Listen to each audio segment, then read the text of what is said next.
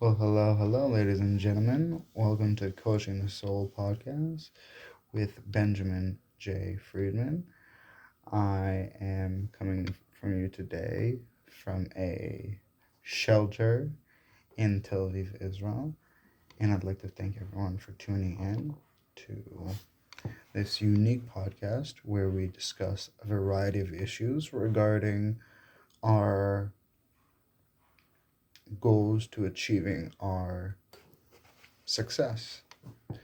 And I think the main issue that I and pretty much everyone is dealing with in today's age is how do we deal with the procrastination and the millions of hours of content out there and options to distract ourselves from what's really important. So I'm kind of here to help you do that, and hopefully my voice and my opinions and my knowledge will be a great guidance for you, because if one person out of anyone here can benefit like I've benefited from some of this advice, I will be thrilled and I will feel like this work has been accomplished. So I'm going to give a little bit about me, about the podcast, and we're just going to dive into it. So I am 28 years old and I'm an entrepreneur, life coach, and writer. Now, the reason I'm doing everything that I do, let's leave the fact that I didn't get enough love at home, so I want love in the rest of the world. I think many people are like that. I'm happy to admit it. And I'm happy with my position because I am the person that I am and I want to do the things that I want to do. Not because of that point, that was the original driver, but after going through and developing my personality, based off that knee jerk response, I've been able to create for myself a very strong identity in helping others. And I'm so happy with that. And that always brings me back to that line. And you guys are going to want to correct me here, but I want you to really think about it. With great responsibility comes great power. Okay.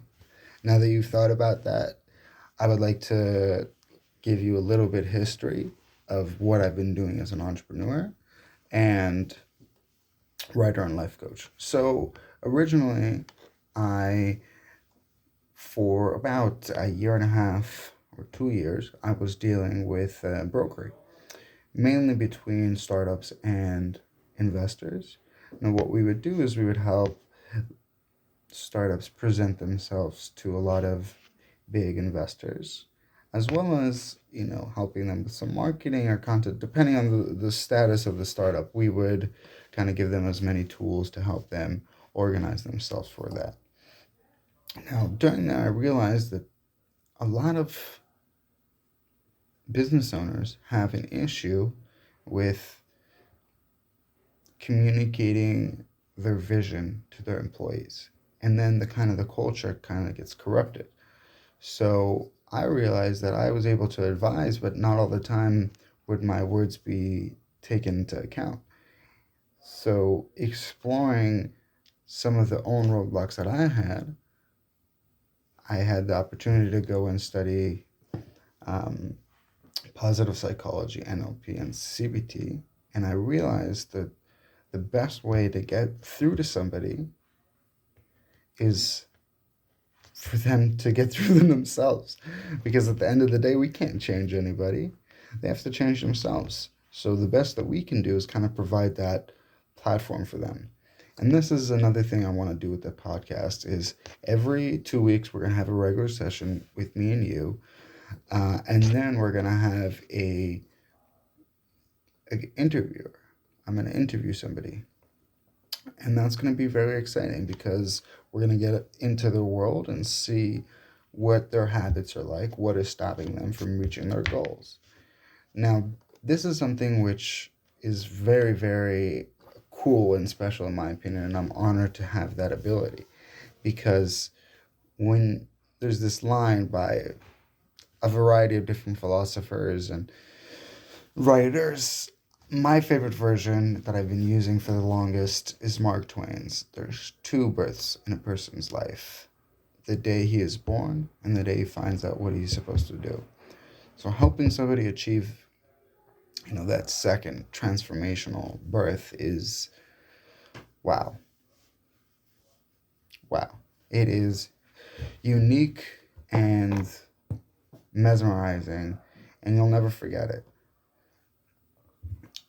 So, that's what I would like to do. And if you have any questions, you can join me on my website, friedmanindustries.com. It will be in the link below if you're not coming from there.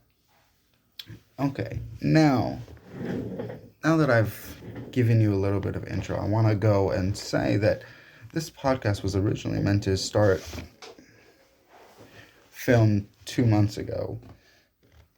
Now, because we are in Israel and I'm Jewish, big surpriser, I keep the holidays. So this season was especially difficult because every middle of the week there would be a holiday. So there wasn't a continuous week, which kind of hurt my productivity, because when you're going from one project to another project, you have that momentum that follows you through.